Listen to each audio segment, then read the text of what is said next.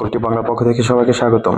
শিক্ষার্থী কিন্তু আশা করি প্রত্যেকে ভালো রয়েছে, সুস্থ রয়েছে। কবিটি বাংলার সাথে এসেছে। তোমরা যারা এসএসসি ভোকেশনাল ও দাখিল ভোকেশনাল থেকে 2025 সালে এসএসসি পরীক্ষা দিচ্ছ, তোমাদের জন্য আজকে অ্যাপারেল ম্যানুফ্যাকচারিং বেসিক্স মানে ড্রেস মেকিং যেটা বলি সেটার একটি শর্ট সাজেশন দেওয়ার চেষ্টা করছি। সাজেশনটা মনোযোগ সহকারে দেখবে, পড়বে, আশা করি উপকৃত হবে। শিক্ষার্থীবৃন্দ, ক নম্বরে যে প্রশ্নগুলো রেখেছি সেটি হচ্ছে পোশাক কি, বর্তমানে বাংলাদেশে কয়টি গার্মেন্টস ফ্যাক্টরি রয়েছে, রেমিটেন্স গার্মেন্টস রপ্তানির মাধ্যমে বাংলাদেশে কি পরিমাণ বৈদেশিক মুদ্রা অর্জন করে, এরকম ইনসিম বলতে কি বুঝো, ডার্ট কি, সেলাই কি, তারপর হচ্ছে লক স্টিচ কি, শার্টিং কাকে বলে, পোশাকের নাম্বারিং কাকে বলে, এই ধরনের কিছু ইম্পর্টেন্ট প্রশ্ন দিয়েছি। এগুলোই পড়লে হবে এরকম না, এখান থেকে মোস্ট ইম্পর্টেন্টগুলো দিয়েছি। এছাড়া এগুলো শেষ হয়ে গেলে অতিরিক্ত তোমার বই বা গাইড যেটা আছে সেটা ফলো করে অতিরিক্ত আরো কিছু প্রশ্ন পড়ে নিবে।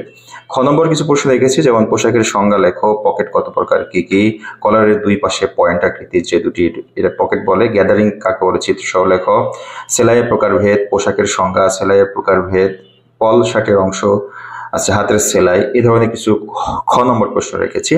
এছাড়া আরো ইম্পর্টেন্ট কিছু গ নম্বর প্রশ্ন রেখেছি। বাংলাদেশের পোশাক শিল্পের প্রয়োজনীয়তা ও গুরুত্ব আলোচনা করো, পোশাক প্রস্তুত প্রণালী ধাপ ছকাকারে লেখো, এছাড়া মেশিং এর সেলাই বর্ণনা করো, বিভিন্ন ধরনের হাতের সেলাই পদ্ধতি বর্ণনা করো, সঠিক কাপড় কাটার শর্তাবলী, কাপড় কাটার সতর্কতা, এছাড়া লাস্ট কাপড় কাটার সতর্কতা বর্ণনা করো। শিক্ষার্থীবৃন্দ, এই ক খ গ যেগুলো দেখানোর চেষ্টা করেছি এগুলো মোস্ট ইম্পর্টেন্ট, তাই দেওয়ার চেষ্টা করেছি। এছাড়া আরো কিছু প্রশ্ন তোমাদের গাইড বইয়ে রয়েছে, সেগুলো ফলো করবে, সেগুলো পড়ে নেবে, ইনশাল্লাহ উপকৃত হবে। শিক্ষার্থীবৃন্দ, আজকে এখানেই শেষ করছি। সবাই ভালো থাকবে, সুস্থ থাকবে। আর যারা এই মুহূর্তে আমার চ্যানেলে জয়েন করেছো, অবশ্যই চ্যানেলটিকে সাবস্ক্রাইব করে বেল আইকনটি অন করে রাখবে। আল্লাহ হাফেজ।